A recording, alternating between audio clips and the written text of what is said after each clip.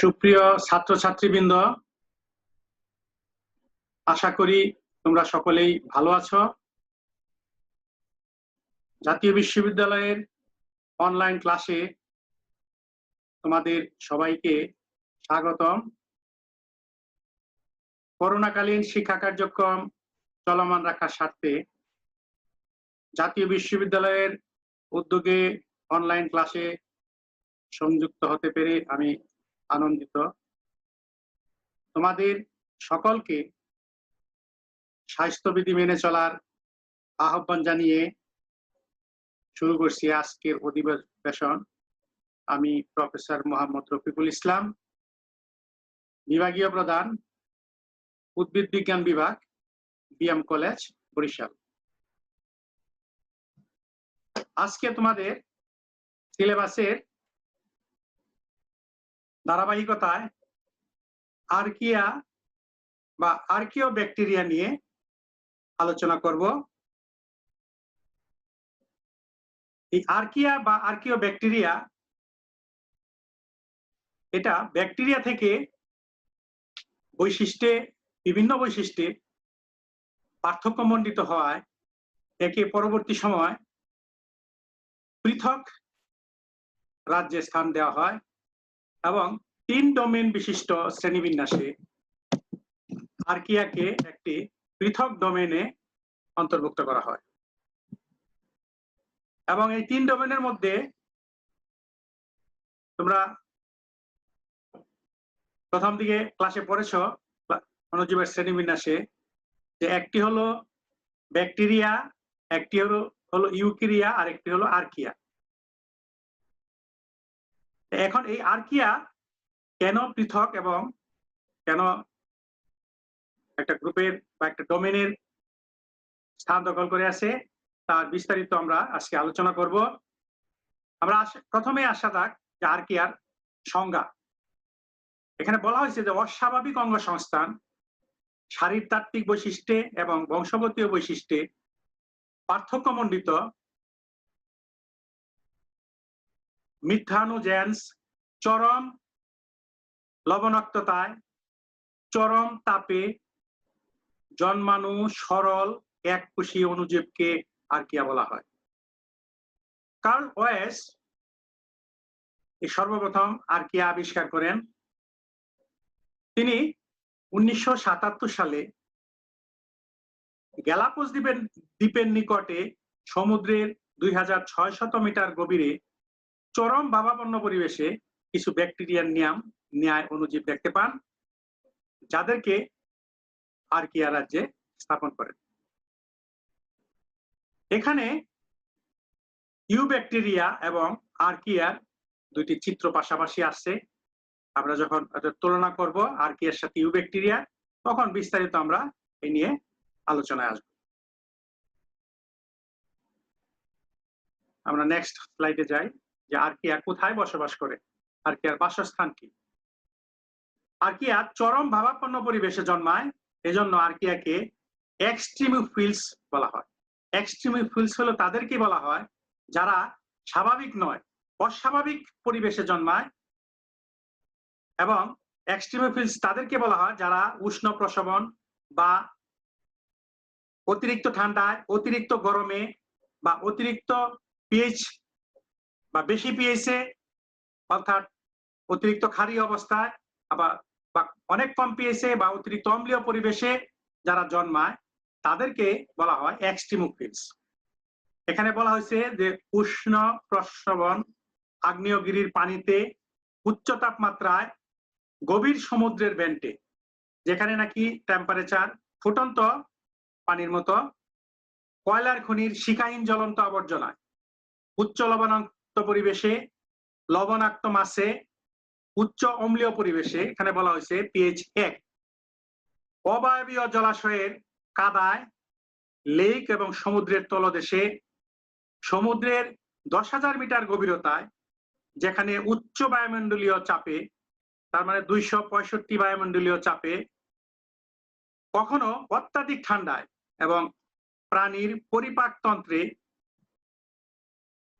বিশেষ করে অন্ত্রে এরা মৃতজীবী অবস্থায় জন্মে থাকে। তার মানে যত ধরনের প্রতিকূল অবস্থা আছে সকল প্রতিকূল অবস্থায় আর্কিয়া বসবাস করে বা আর্কিয়ার বাসস্থান। আমাদের ধারণা সাধারণ মানুষ সকলেরই যে পানিতে গভীরতা যত বেশি হবে নিচের দিকে তত ঠান্ডা হবে, কিন্তু বাস্তবে কিন্তু তা না।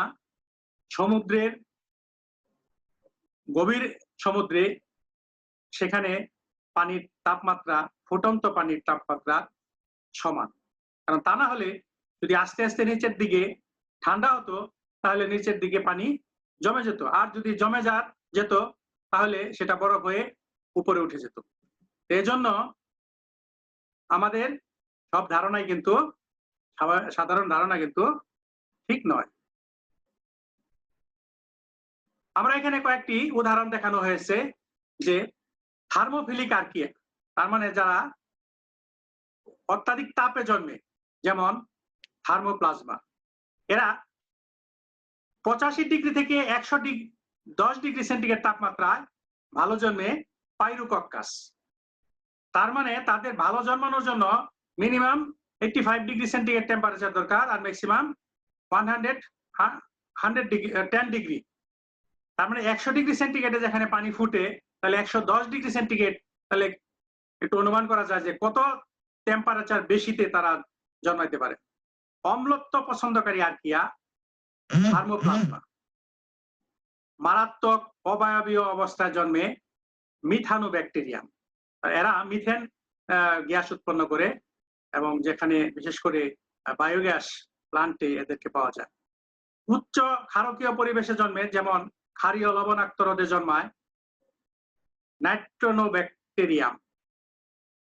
বায়োগ্যাস প্লান্টে জন্মে মিথানোব্যাকটেরিয়াম থার্মোএসিডোফিলাম, যেখানে পিএইচ এর মান 10 এর কাছাকাছি। আমরা জানি যে পিএইচ এর মান 7 যদি হয় তাহলে সেটা হয় নিরপেক্ষ, এবং যত বেশি হতে থাকবে তত বেশি ক্ষারীয় হবে, আর যত কম হতে থাকবে সাথের চেয়ে তত বেশি অম্লীয় হবে। লবণাক্ততা পছন্দকারী হ্যালোফিলিক আর্কিয়ার মধ্যে হ্যালোব্যাকটেরিয়াম অন্যতম।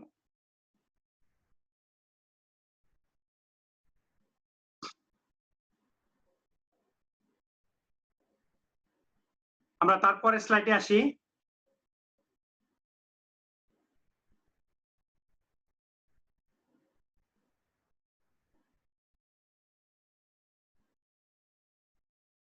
সাধারণভাবে আর্কিয়াকে 3টি দলে, প্রধান দলে ভাগ করা যায়। তার মধ্যে প্রথম আসছে মিথেন উৎপন্নকারী আর্কিয়া। এদেরকে মিথানোজেন্স বলে। এরা শারীরতাত্ত্বিকভাবে বিশেষ বৈশিষ্ট্য মণ্ডিত একটি দল। এরা কার্বন ডাই অক্সাইডকে বিজারিত করে মিথেন উৎপন্ন করতে পারে। এরা মারাত্মক অবায়জীবী কার্বোহাইড্রেট, প্রোটিন বা অন্যান্য যৌগকে ব্যবহার করতে অক্ষম। সরল জৈব যৌগ যেমন এসিটেট এবং মিথানল থেকে এরা মিথেন তৈরি করে। অবায়বীয় অবস্থায় হাইড্রোজেন এবং কার্বন ডাই অক্সাইডের উপর এরা নির্ভরশীল। অনুমান করা হয় পৃথিবীর প্রাচীনকালে পৃথিবীর বায়ুমণ্ডল এ ধরনের জীবকে জন্মানোর সুযোগ দিয়েছিল। মিথানোব্যাকটেরিয়াম, মিথানোকক্কাস ইত্যাদি এই মিথানোজেন্স আর্কিয়া।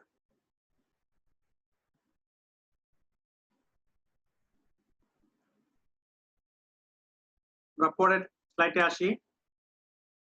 লবণাক্ততা পছন্দকারী আর্কিয়া বা হ্যালোফিলস। মারাত্মক লবণাক্ত পরিবেশে, যেমন লবণাক্ত হ্রদ, মৃত সাগর, লবণ দ্বারা সংরক্ষিত খাদ্য ইত্যাদিতে এই ধরনের আর্কিয়া বা আর্কিয়া জন্মে থাকে। এই ধরনের আর্কিয়ার দেহে অস্বাভাবিক ব্যাকটেরিওডোস্পোরিন নির্দেশিত ফটোট্রপিক মেটাবলিজম হয়। এটা একটা বিশেষ ধরনের মেটাবলিজম পদ্ধতি। এটা এই লবণাক্ত তাপ পছন্দকারী আর্কিয়ার দেহে ঘটে থাকে, যেমন হ্যালোব্যাকটেরিয়াম, হ্যালোকক্কাস এই ধরনের আর্কিয়া। 3 নাম্বার হলো তাপ অম্ল পছন্দকারী আর্কিয়া বা থার্মোএসিডোফিলস। তাপ এবং অম্ল এরা দুইটাই পছন্দ করে। এরা উষ্ণ এবং অম্লীয় পরিবেশে জন্মে থাকে। গ্রাম নেগেটিভ ধরনের পুরুষপ্রাচীরে মিউরিন অনুপস্থিত এই ধরনের আর্কিয়া সুষম বৃদ্ধি ঘটে 70 থেকে 75 ডিগ্রি সেন্টিগ্রেড তাপমাত্রা।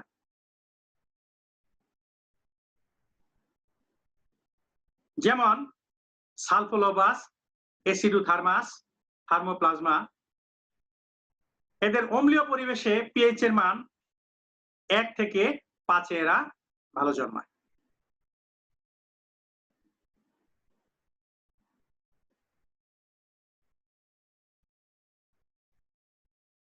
আর্কিয়ার বৈশিষ্ট্য আমরা এত সময় তাদের বাসস্থান এবং এদের শ্রেণীবিন্যাস করলাম। এইবার এদের বৈশিষ্ট্য নিয়ে আমরা আলোচনা করব। প্রথমে আসছে যে এরা চরম ভাবাপন্ন পরিবেশে, যেমন সমুদ্রের তলদেশে ভেন্টে, উষ্ণ প্রশ্নবন, অবায়বীয় কাদায়, সম্পৃক্ত লোনা পানিতে, অম্লীয় পরিবেশে, শিখাহীন জ্বলন্ত আবর্জনায়, প্রাণীর পরিপাকতন্ত্রে, আবার কখনো ঠান্ডা পরিবেশে আর্কিয়া জন্মে থাকে। অর্থাৎ আর্কিয়া থার্মোফিলস, এসিডোফিলস বা হেলোফিলস ধরনের। থার্মোফিলস হলো যারা তাপমাত্রা পছন্দ করে, এসিডোফিলস মানে যারা অম্ল পছন্দ করে, আর হেলোফিলস মানে যারা লবণাক্ততা পছন্দ করে। তাহলে এদের প্রধান বৈশিষ্ট্য হলো যে এরা চরম ভাবাপন্ন পরিবেশে জন্মায়, আর চরম ভাবাপন্ন পরিবেশে জন্মানোর জন্যই এদের এক্সট্রিমোফিলস বলা হয়। 2 নাম্বার, আর্কিয়া বাহ্যিক গঠন এবং শারীরবৃত্তীয়ভাবে বৈচিত্র্যময়, কারণ এদের গঠন একই ধরনের নয়, বিভিন্ন ধরনের গঠন দেখা যায় এবং গঠন পরিবর্তনশীল। 3 নাম্বার, বাহ্যিকভাবে আর্কিয়া গোলাকার, ডিম্বাকার, পেঁচানো লোভ বিশিষ্ট, থালাকার, অনিয়মিতাকার বা বহুরূপী ধরনের, এবং কিছু আর্কিয়া এককোষী, অন্যরা ফিলামেন্টাস আকৃতির। তাহলে দেখা যায় যে এদের চরিত্রে যে বাহ্যিক গঠনে ব্যাপক তারতম্য দেখা যায়, এবং এই জন্য এদের পৃথক একটা গ্রুপে এদের স্থান দেওয়া হয়েছে।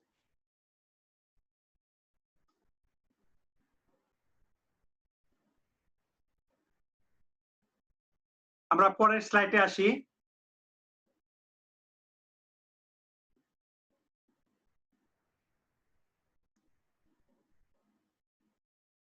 এখানে বলা আছে শারীরবৃত্তীয়ভাবে আর্কিয়া বায়বীয়, সুবিধাবাদী, অবায়বীয় বা মারাত্মক অবায়বীয় হিসাবে এরা জন্মে থাকে। এই আর্কিয়া পুষ্টিগতভাবে কেমো লিথোট্রপিক বা কেমো অটোট্রপিক হতে শুরু করে অর্গানোট্রপিক, বা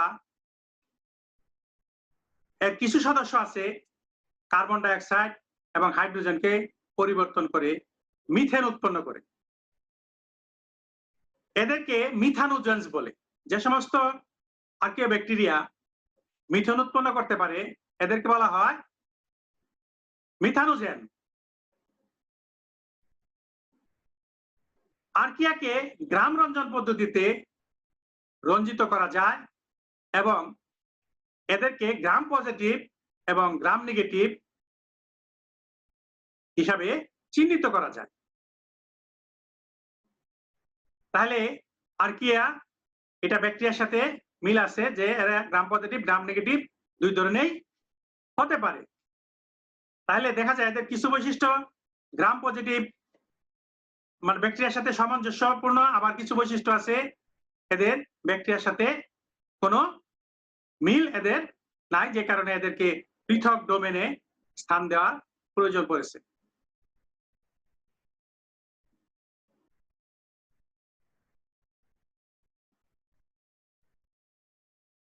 আমরা পরবর্তী স্লাইডে যাই।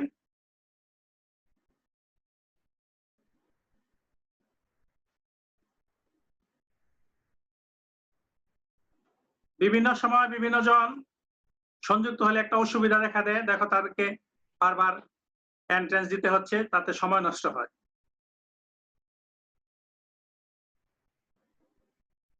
এখানে দেখো আর্কিয়ার কোষপ্রাচীরে পেপটিডোগ্লাইকন থাকে না, যেটা নাকি ব্যাকটেরিয়ার কোষপ্রাচীরের অন্যতম প্রধান বৈশিষ্ট্য। ব্যাকটেরিয়ার কোষপ্রাচীরে পেপটিডোগ্লাইকন থাকে। আচ্ছা, তবে অন্যান্য পলিস্যাকারাইড থাকে। একক এস স্তর থাকে, যা চরমভাবে পরিবেশে যেমন উচ্চ লবণাক্ততায়, কম পিএইচে এবং উচ্চ তাপমাত্রা সহ্য করতে সহায়তা করে, যেটা নাকি আর্কিয়াতে থাকে কিন্তু ব্যাকটেরিয়াতে থাকে না। আর্কিয়ার কোষ মেমব্রেন এক স্তর বিশিষ্ট গ্লিসারোহাইড্রোকার্বন এবং গ্লিসারিন শিকল দ্বারা তৈরি থাকে। যেমন ব্যাকটেরিয়ার ক্ষেত্রে দ্বিস্তর ফসফোলিপিড প্রান্ত হতে প্রান্তে সাজানো থাকে।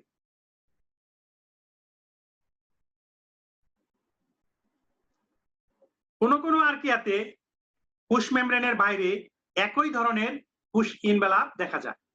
কোষ ইনভেলাপ কোষপ্রাচীর ধ্বংসকারী অ্যান্টিবায়োটিক এবং বিগলনকারী এজেন্টের প্রতি প্রতিরোধী বৈশিষ্ট্য সম্পন্ন।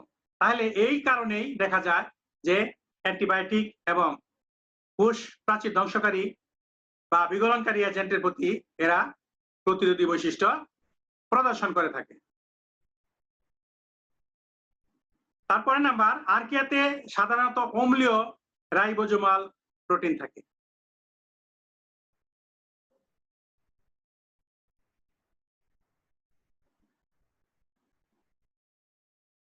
আমরা পরের স্লাইডে আসি। আর্কিয়ার 5S আরএনএ এবং 16S আরএনএ প্রাথমিক ক্রম ও গৌণ গঠন প্রকৃত ব্যাকটেরিয়ার আরএনএ এবং 16S আরএনএ এর সাথে পার্থক্যমণ্ডিত। তার মানে ব্যাকটেরিয়ার 5S আরএনএ এবং 16S আরএনএ যে গঠন, এটা আর্কিয়া ব্যাকটেরিয়ার সাথে সামঞ্জস্যপূর্ণ নয়। আর্কিয়া রাইবোজোম ক্লোরামফেনিকেলের প্রতি সংবেদনশীল।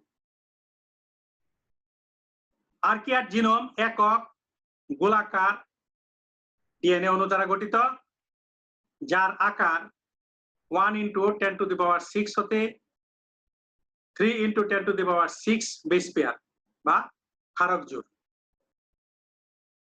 আর্কিয়া দ্বিবিভাজন বা বাডিং ও খণ্ডায়ন বা অন্যান্য পদ্ধতিতে সংখ্যা বৃদ্ধি করে থাকে। দ্বিবিভাজন পদ্ধতি বা বাডিং পদ্ধতি ব্যাকটেরিয়ার সংখ্যা বৃদ্ধির সাথে সামঞ্জস্যপূর্ণ। তাহলে আর্কিয়ার কিছু কিছু বৈশিষ্ট্য আছে ব্যাকটেরিয়ার সাথে সামঞ্জস্যপূর্ণ হলেও এদের অধিকাংশ বৈশিষ্ট্যই ব্যাকটেরিয়া থেকে পৃথক, যে কারণে এদেরকে পৃথক গ্রুপে স্থান দেওয়া হয়েছে।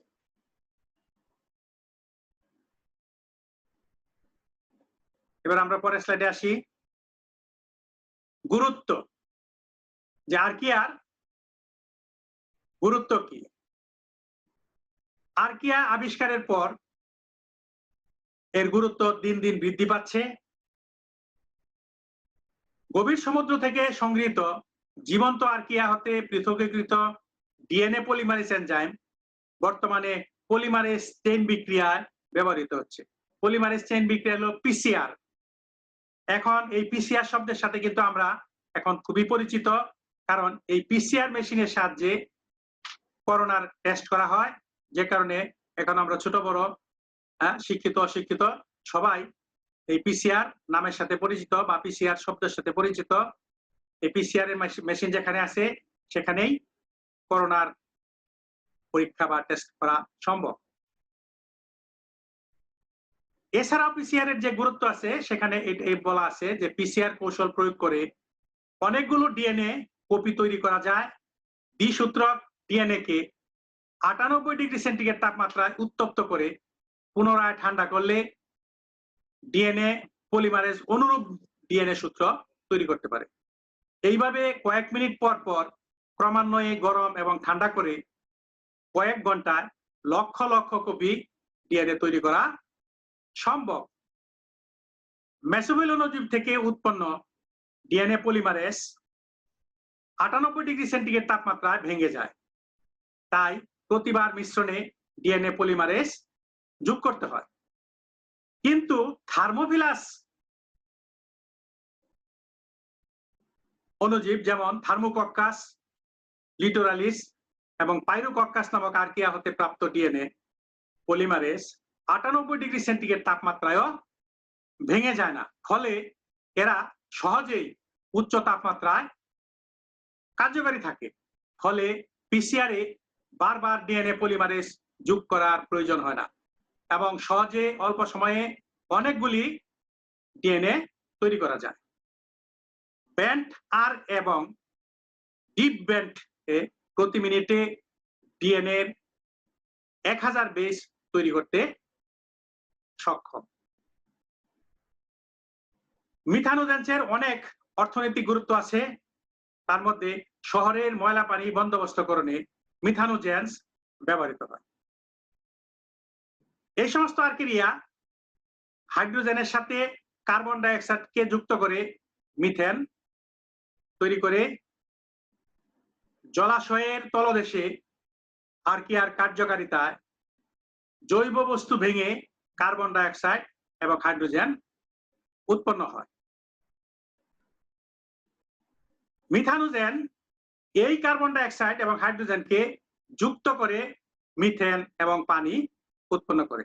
অর্থাৎ বায়োগ্যাস যেখানে উৎপন্ন হয় বা প্রাকৃতিক গ্যাস যেখানে উৎপন্ন হয় সেখানে এই আর্কিয়া ব্যাকটেরিয়া এই মিথেন উৎপন্নের জন্য দায়ী থাকে।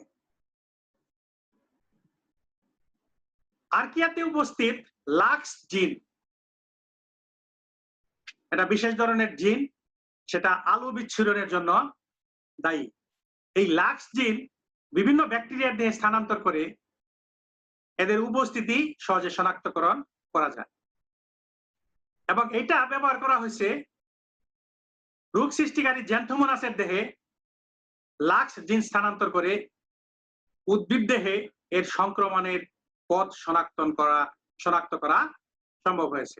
যে এরা রোগ সৃষ্টির সময় এদের গতিবিধি বা দেহের কোন অংশ থেকে কোন অংশে চলাচল করে, কিভাবে এরা রোগ সৃষ্টি করে, এই বিষয়টি এই লাক্স জিন বা আলো বিচ্ছুরণকারী এই জিন ব্যবহার করে শনাক্ত করা সম্ভব হয়েছে।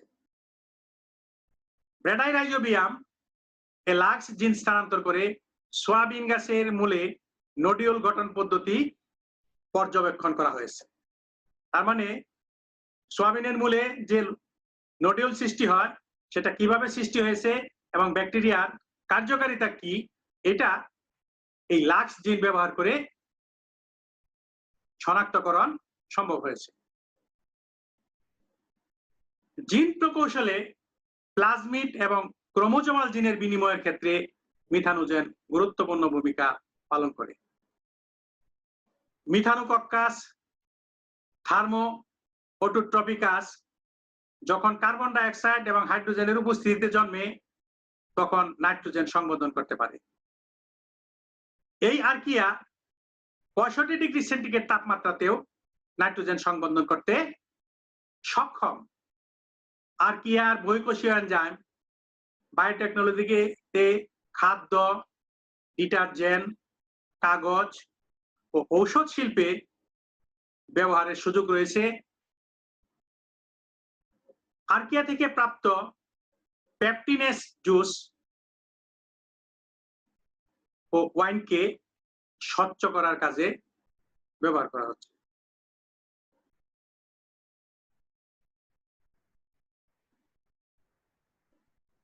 সেলুলোজ নামক এনজাইম সেলুলোজকে আদ্র বিশ্লেষিত করে ল্যাকটেস, প্রোটিয়েজ, লাইপেজ খাদ্য এবং শিল্পে খাদ্য প্রক্রিয়াজাতকরণে ব্যবহৃত হয়, যা এই আর্কিয়া থেকে পাওয়া যায়। অত্যাধিক তাপ সহনশীল। আর্কিয়াকে বায়োটেকনোলজিতে তৈল, কয়লা এবং আবর্জনা থেকে সালফার মুক্ত করতে এবং ভারী ধাতু লিচিং এ অপরিশোধিত তৈল এবং বায়ু কনভার্সনে ব্যবহার করার সুযোগ আছে। বায়ু কনভার্সন হলো যে বায়োলজিক্যাল সিস্টেমের মধ্যে, তার মানে কোনো জীবকে কাজে লাগিয়ে এই একটি দ্রব্য থেকে আরেকটি দ্রব্য উৎপন্ন করার যে পদ্ধতি তাকে বলা হয় বায়ু কনভার্সন। তাহলে দেখা যায় যে আর্কিয়ার অনেক অর্থনৈতিক গুরুত্ব আছে। এছাড়াও আরো যে সমস্ত গুরুত্ব আছে তার মধ্যে বায়োটেকনোলজিতে মৌলিক গবেষণায় তাপ সহনশীল এনজাইম যেমন ডিএনএ পলিমারেজ, অ্যামাইলেজ, ডাইলেজ, প্রোটিয়েজ এবং লাইপেজ এর প্রয়োজন হয়, যা এই আর্কিয়া ব্যাকটেরিয়া থেকে পাওয়া সম্ভব হয়েছে। গভীর সমুদ্রে অত্যাধিক বায়ুচাপে যে সমস্ত আর্কিয়া জন্মায় তাদেরকে বায়োটেকনোলজিতে উচ্চ চাপযুক্ত বায়ো রিয়েক্টরে কাজে লাগানো সম্ভব হয়েছে। বায়ো রিয়েক্টর হলো ফার্মেন্টেশনের জন্য, বিশেষ করে পেনিসিলিন উৎপাদন বা এই সমস্ত যে অণুজীবকে কাজে লাগিয়ে যে সমস্ত দ্রব্য উৎপাদন করা হয় তাদেরকে যেখানে জন্মানো হয়, যেখানে ফার্মেন্টেশন চেম্বার, এদেরকে বলা হয় বায়ো রিয়েক্টর। এই বায়ো রিয়েক্টরে এই সমুদ্র থেকে প্রাপ্ত আর্কিয়ার যে এনজাইম সেটা ব্যবহার করা সম্ভব। অ্যাসিডোফিলিক আর্কিয়াকে সম্প্রতি আর্সেনোপাইরানাইট থেকে স্বর্ণ নিষ্কাশন করতে ব্যবহার করা হয়েছে। আর্সেনোপাইরানাইট হলো স্বর্ণের একটা আকরিক, তার থেকে স্বর্ণ পৃথক করার জন্য বা স্বর্ণ নিষ্কাশন করার জন্য অ্যাসিডোফিলিক আর্কিয়াকে ব্যবহার করা হচ্ছে। সর্বোপরি জীবনের উৎপত্তি ও বিবর্তনের ধারা সম্পর্কে গবেষণায় আর্কিয়ার অত্যন্ত গুরুত্বপূর্ণ ভূমিকা রয়েছে, কারণ আর্কিয়া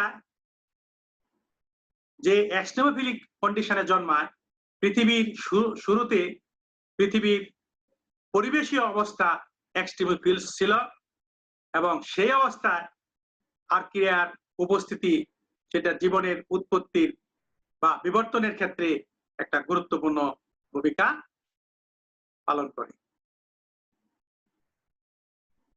তাহলে আমরা এবার আর্কিয়ার গুরুত্ব সম্পর্কে আলোচনা করলাম। এইবার আমরা আর্কিয়ার সাথে প্রকৃত ব্যাকটেরিয়ার তুলনা করব, যে তাদের সাথে কি সম্পর্ক আছে বা কি পার্থক্য আছে তা আমরা তার থেকে আলোচনায় নিয়ে আসবো। আর্কিয়ার সাথে প্রকৃত ব্যাকটেরিয়ার তুলনা। এক নাম্বার, কোষের প্রকৃতি, সেল। এরা দুইটি আদিকোষী, আর্কিয়াও আদিকোষী, প্রকৃত ব্যাকটেরিয়াও আদিকোষী। তাহলে এটা এদের সাথে দুইটার সাথে মিল আছে। কিন্তু কোষপ্রাচীরের রাসায়নিক গঠনে দেখা যায় যে এদের সাথে কি গরমিল আছে। আর্কিয়াতে পেপটিডোগ্লাইকন বা মিউরিমিক অ্যাসিড অনুপস্থিত, আর প্রকৃত ব্যাকটেরিয়াতে পেপটিডোগ্লাইকন বা মিউরিমিক অ্যাসিড উপস্থিত থাকে। তাহলে এখানে দেখা যায় যে আদিকোষী হলেও কোষপ্রাচীরের রাসায়নিক গঠনে দুইটা ভিন্ন রকমের। মেমব্রেন লিপিডে আর্কিয়াতে ইথার বন্ধনী দ্বারা শাখান্বিত শিকলের হাইড্রোকার্বন যুক্ত থাকে, আর প্রকৃত ব্যাকটেরিয়াতে এস্টার বন্ধনী দ্বারা সরল শিকলের হাইড্রোকার্বন যুক্ত থাকে। তার মানে মেমব্রেন লিপিডের ক্ষেত্রে পার্থক্য দেখা যায়। টিআরএনএ এর বাহুতে কোনো থায়ামিন থাকে না, কোথায়? আর্কিয়াতে। কিন্তু প্রকৃত ব্যাকটেরিয়াতে অধিকাংশ টিআরএনএ এর বাহুতে থায়ামিন থাকে। তাহলে এখানে দুইটা একটা সম্পূর্ণ বিপরীতমুখী। 5 নাম্বার, প্রোটিন সংশ্লেষণের সময় নতুন পলিপেপটাইড শিকলের সূচনাকারী অ্যামাইনো অ্যাসিড, আর্কিয়ার ক্ষেত্রে মিথিওনিন, আর প্রকৃত ব্যাকটেরিয়ার ক্ষেত্রে দেখা যায় এন ফরমাইল মিথিওনিন। তার মানে এখানেও পার্থক্যমণ্ডিত আছে ব্যাকটেরিয়ার সাথে আর্কিয়া ব্যাকটেরিয়ার প্রোটিন সূচনাকারী প্রোটিন সংশ্লেষণের সময় সূচনাকারী অ্যামাইনো অ্যাসিডের মধ্যে। 6 ক্লোরামফেনিকেল, ক্যানামাইসিন এবং রিপাম্পিসিনের প্রতি সংবেদনশীলতা। এদের প্রতি আর্কিয়া সংবেদনশীল নয়, কিন্তু দেখা গেছে প্রকৃত ব্যাকটেরিয়া এদের প্রতি সংবেদনশীল। তার মানে কি, এদের এই সমস্ত অ্যান্টিবায়োটিকের প্রতি ব্যাকটেরিয়া, প্রকৃত ব্যাকটেরিয়া সাড়া প্রদান করে, কিন্তু আর্কিয়া ব্যাকটেরিয়া তারা কোনো সাড়া প্রদান করে না। পরের স্লাইডে আসা যাক। 7 নাম্বার, ডিএনএ নির্ভরশীল আরএনএ পলিমারেজ এনজাইমের সংখ্যা। আর্কিয়াতে এই ডিএনএ পলিমারেজ আর নির্ভরশীল আরএনএ পলিমারেজ এনজাইম অনুপস্থিত, প্রকৃত ব্যাকটেরিয়ার ক্ষেত্রে অনুপস্থিত। তার মানে এটার ক্ষেত্রে দুই অণুজীবের এই সাদৃশ্যতা বিরাজমান। পলিমারেজ এনজাইমের গঠন, জটিল সাব ইউনিটের ধরন প্রকৃত কোষের মতো, অর্থাৎ 8 থেকে 12টি সাব ইউনিট থাকে। তার মানে এখানে আর্কিয়ার পলিমারেজ এনজাইমের গঠন প্রকৃত কোষের মতো, আর প্রকৃত ব্যাকটেরিয়ার ক্ষেত্রে সাব ইউনিটের ধরন আদিকোষী জীবের মতো, 4 বা তার চেয়ে কিছু বেশি থাকে। মিথানোজেন্স বৈশিষ্ট্য, মিথানোজেন্স বৈশিষ্ট্য আর্কিয়াতে উপস্থিত থাকে কিছু কিছু প্রজাতিতে, কিন্তু সকল প্রজাতির ব্যাকটেরিয়ার ক্ষেত্রে, প্রকৃত ব্যাকটেরিয়ার ক্ষেত্রে মিথানোজেন্স বৈশিষ্ট্য অনুপস্থিত। কার্বন ডাই অক্সাইড সংবন্ধনে কেলভিন চক্র অনুসরণ, অর্থাৎ কেলভিন চক্র এই আর্কিয়াতে হয় না, বা কেলভিন চক্র দেখা যায় না, কিন্তু প্রকৃত ব্যাকটেরিয়াতে সুস্পষ্ট কেলভিন চক্র দেখতে পাওয়া যায়। তার মানে এখানেও ব্যাকটেরিয়ার সাথে একটা সুস্পষ্ট পার্থক্য বিদ্যমান। এন্ডোস্পোর উৎপাদন, আর্কিয়া ব্যাকটেরিয়াতে কোনো এন্ডোস্পোর উৎপন্ন হয় না, কিন্তু ব্যাকটেরিয়াতে, অধিকাংশ ব্যাকটেরিয়াতে, বিশেষ করে দণ্ডাকার ব্যাকটেরিয়াতে এন্ডোস্পোর উৎপন্ন হয়। তাহলে এখানেও একটা সুস্পষ্ট পার্থক্য দেখা যায়। আরো কয়েকটা পার্থক্য বা সাদৃশ্যতা আছে, আমরা পরের স্লাইডে দেখব। জিনের মধ্যে ইন্ট্রন, আর্কিয়ার ক্ষেত্রে জিনের মধ্যে ইন্ট্রন আছে, কিন্তু প্রকৃত ব্যাকটেরিয়ার ক্ষেত্রে কোনো ইন্ট্রন নাই, শুধু এক্সট্রন থাকে। আমরা জানি যে প্রকৃত কোষের ক্ষেত্রে জিনে ইন্ট্রন এবং এক্সট্রন থাকে, কিন্তু আদিকোষের ক্ষেত্রে থাকে না। তাইলে এখানে দেখা যায় যে আর্কিয়ার এই বৈশিষ্ট্যটা উচ্চ শ্রেণীর বা প্রকৃত কোষী উদ্ভিদের বা জীবের সাথে সাদৃশ্যযুক্ত। তাহলে আর্কিয়ার কিছু কিছু বৈশিষ্ট্য উচ্চ শ্রেণীর জীবের সাথে সাদৃশ্যযুক্ত, আবার কিছু কিছু বৈশিষ্ট্য ব্যাকটেরিয়ার সাথে সাদৃশ্যযুক্ত, আবার কিছু কিছু বৈশিষ্ট্য উভয়ের সাথে পার্থক্যমণ্ডিত। ইউক্যারিওটিক আরএনএ পলিমারেজ, আর্কিয়াতে ইউক্যারিওটিক আরএনএ পলিমারেজ এনজাইম উপস্থিত থাকে, কিন্তু প্রকৃত ব্যাকটেরিয়া এই ধরনের কোনো পলিমারেজ এনজাইম উপস্থিত থাকে না। বিশেষ ধরনের কোএনজাইম,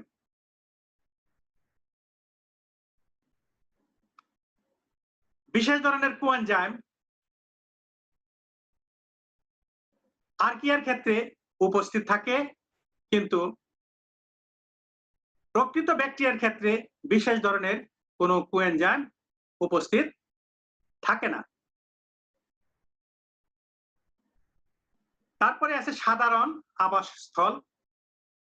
সাধারণ আবাসস্থল আর্কিয়া হলো এক্সট্রিমোফিলিক, অর্থাৎ আর্কিয়া যত ধরনের প্রতিকূল অবস্থা আছে সেই সমস্ত প্রতিকূল অবস্থায় এরা জন্মাতে পারে, অর্থাৎ অতিরিক্ত ঠান্ডা, অতিরিক্ত গরম, অতিরিক্ত অ্যাসিডিক কন্ডিশন, অতিরিক্ত ক্ষারীয় কন্ডিশন, এই সমস্ত অবস্থায় অতিরিক্ত লবণাক্ততা এরা জন্মাতে পারে। আর ব্যাকটেরিয়া হলো সাধারণত মেসোফিলিক বা সাধারণ অবস্থায় জন্মায়, তবে এদের মধ্যেও কিছু কিছু সাইক্লোফিলিক বা ঠান্ডা লাভ পছন্দকারী বা থার্মোফিলিক আছে, কিন্তু চরম ভাবাপন্ন যে গরম বা ঠান্ডা এরা জন্মাতে পারে না। এদের সর্বোচ্চ তাপমাত্রার রেঞ্জ এখানে বলা আছে যে 90 ডিগ্রি পর্যন্ত হতে পারে, এর বেশি এরা জন্মায় না। কিন্তু এক্সট্রিমোফিলিক এই আর্কিয়া এরা সর্বোচ্চ 110 ডিগ্রি সেন্টিগ্রেড তাপমাত্রা এরা স্বাভাবিকভাবে জন্মাতে পারে। তাহলে আমরা মোটামুটি আর্কিও ব্যাকটেরিয়ার সে আলোচনা আমরা আসলাম, এবং আর্কিও ব্যাকটেরিয়ার যে আলোচনা হলো এখানে সেগুলো শেষ। এখন আমরা তোমাদের সাথে আমরা যে সময় আছে মত বিনিময় করব। তোমাদের কোনো সমস্যা থাকলে তোমরা জানাবে, আমি আলোচনা করতে চেষ্টা করব। আমাদের অনলাইন ক্লাস এর সংখ্যা আজকে 13টি চলে গেল, আর 2টি ক্লাসে বা সিলেবাসের বাকি অংশটুকু কভার করব। তোমরা আর 2 দিন থাকবে আমার সাথে। এখন তোমাদের কোনো প্রশ্ন থাকলে বলতে পারো।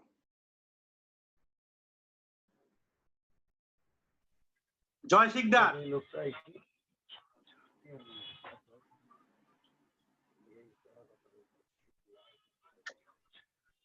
শাবরান জামিলা কোনো কোশ্চেন আছে তোমার?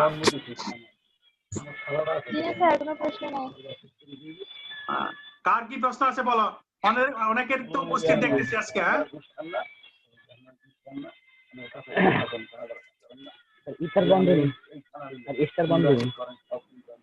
হ্যাঁ, দীপা রায়,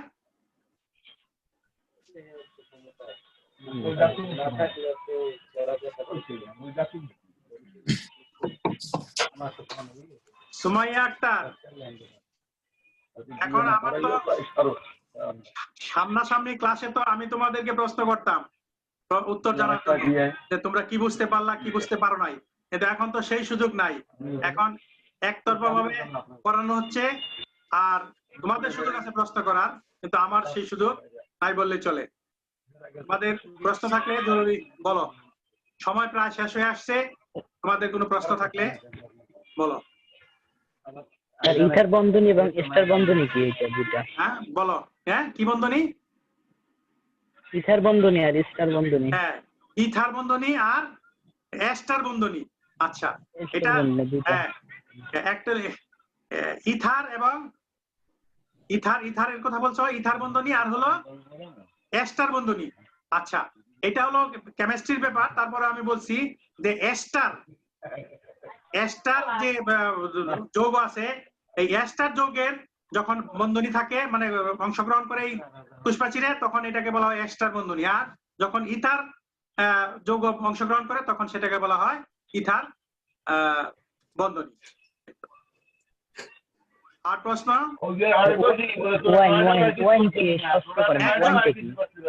একজন বলো। বন্ধ করো। ওয়াইন কি ষষ্ঠ করে? ওয়াইন চাই। ওয়াইন শোনো নাই? ওয়াইন কখনো শোনো নাই? ওয়াইন হলো মদকে বলা হয় ওয়াইন, মদ যেটাকে বিয়ার আমরা যেটাকে বলি। এটাকে পিউরিফাই করার জন্য এই তোমার এইটা এই এনজাইম ব্যবহার করা হয়। রাকিব, কোন কোশ্চেন? হাবিবা, ইশতিয়াক হোসেন? ইশতিয়াক? না স্যার, আপাতত কোনো কোশ্চেন নাই। জান্নাতি আক্তার?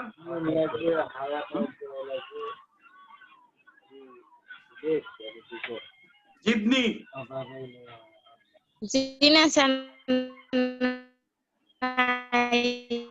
সরস্বতী? প্রশ্ন তো যে কয়দিন করলো সবাই, সাগর চন্দ্র বালা ওই তো প্রশ্ন করে, আর তো তোমরা কেউ প্রশ্ন করো না। হ্যাঁ, তোমরা এক্সট্রিমোফিলস, আমি আবারও বলি, এক্সট্রিমোফিলস হলো তাদেরকে বলে যারা চরম ভাবাপন্ন পরিবেশে জন্মায় তাদেরকে বলা হয় এক্সট্রিমোফিল। আর আরেকটা এখানে আছে মিথানোজেন। 1 নম্বরের কোশ্চেন আছে, মিথানোজেন কি? যে মিথান উৎপন্নকারী আর্কিয়াকে বলা হয় মিথানোজেন। আর এক্সট্রিমোফিল হলো চরম ভাবাপন্ন পরিবেশে যারা জন্মায় এদেরকে বলা হয় এক্সট্রিমোফিল। আর কার্ল ওস এই আর্কিয়া আবিষ্কার করছে কোথায়? গ্যালাপাগোস যে দ্বীপপুঞ্জ আছে সেখানে, সেখানে এই আর্কিয়া সর্বপ্রথম আবিষ্কার হয়। এই সমস্ত কোশ্চেন গুলো 1 নম্বরের জন্য থাকে, তোমরা এগুলো ভালো করে পড়বে। স্যার ক্লাসে তো আপনি হ্যাঁ বলো। স্যার ক্লাসে তো আপনি মোটামুটি বুঝাই দেন, কিন্তু স্যার আমাদের পড়ার পরে হয়তো বা কিছু কিছু কোশ্চেন বের হয়। স্যার আমাদের জন্য যদি কিছু চ্যাপ্টার ভাগ করে দিতেন, যে এই 3টে বা 4টা চ্যাপ্টার, এই 4টা চ্যাপ্টার তোমরা পড়বা, আমরা এই দিন সলভ ক্লাস নিব। আচ্ছা ঠিক আছে, তোমাদের এই এরকম করে স্যার আমাদের জন্য সুবিধা হয়। আচ্ছা ঠিক আছে, জাতীয় বিশ্ববিদ্যালয়ের যে নির্ধারিত ক্লাস আর 2টা ক্লাস, এই 2টা ক্লাস শেষ হওয়ার পরে তোমাদের সাথে ওই ক্লাস এরকম ভাগ করে দিয়ে আবার আমরা জুমে মানে মুখোমুখি হব ইনশাআল্লাহ। ঠিক আছে? আচ্ছা স্যার, এভাবে যদি সলভ ক্লাস নেন তাহলে স্যার আমাদেরও এটা পুরোপুরি পড়া কমপ্লিট হবে। হ্যাঁ ঠিক আছে, সেটা করবো ইনশাআল্লাহ, অসুবিধা নেই। আচ্ছা আর কারো কোনো সমস্যা? আমাদের তো চ্যাপ্টার প্রায় শেষ। অর্গানোট্রফিক। হ্যাঁ অর্গানোট্রফিকটা বুঝুন একটু। হ্যাঁ আচ্ছা, অর্গানোট্রফিক, ভালো সুন্দর প্রশ্ন। অর্গানোট্রফিক হলো যখন কোনো জৈব যৌগকে বিয়োজন করার মাধ্যমে, জৈব যৌগকে বিয়োজন করার মাধ্যমে যে শক্তি পায় সেই শক্তি ব্যবহার করে যখন নিজের খাদ্য নিজে তৈরি করে তখন সেটাকে বলা হয় অর্গানোট্রফিক। জৈব যৌগ বিয়োজনের মাধ্যমে যে শক্তি উৎপন্ন হয় সেই শক্তি কাজে লাগিয়ে যখন খাদ্য তৈরি করে তখন তাকে বলা হয় অর্গানোট্রফিক। ট্রফিক মানে কি? জীবী। অর্গানো মানে জৈব, মানে জৈব যৌগ থেকে যদি তারা জৈব যৌগের উপর ভিত্তি করে বেঁচে থাকে বা তার থেকে খাদ্যগুলো নেয় তাহলে সেক্ষেত্রে তাদেরকে বলা হয় অর্গানোট্রফিক। যেমন স্যাপ্রোট্রফিক, স্যাপ্রো মানে মৃতজীবী, মৃত জৈব বস্তু, পচনশীল জৈব বস্তু থেকে যদি খাদ্য নেয় তাহলে তাকে বলা হয় স্যাপ্রোট্রফিক। ট্রফিক মানে জীবী আর কি এখানে। অটোট্রফিক মানে আলুর উপর নির্ভর করে যদি জীবন ধারণ করে তাহলে তাদেরকে বলা হয়েছে অটোট্রফিক। তারপরে অটোট্রফিক, অটো মানে যারা নিজের খাদ্য নিজে প্রস্তুত করতে পারে তাদেরকে বলা হয় অটোট্রফিক। আর হেটারোট্রফিক, হেটারো মানে ভিন্ন, নিজের খাদ্য নিজে প্রস্তুত করতে পারে না, এরা খাদ্যের জন্য অন্যের উপর নির্ভরশীল, তখন তাদেরকে বলা হয়েছে হেটারোট্রফিক। আর কোনো কোশ্চেন?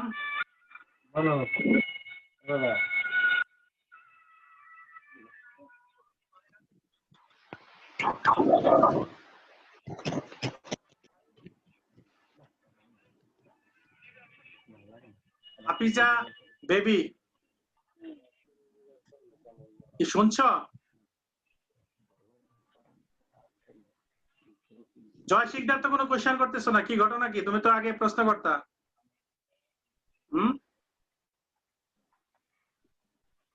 ফারজানা ইয়াসমিন? না স্যার, কোনো কোশ্চেন। হ্যাঁ বলো। স্যার ইলংগেশন ফ্যাক্টর কি? ইলংগেশন ফ্যাক্টর হলো অনুলিপনের ক্ষেত্রে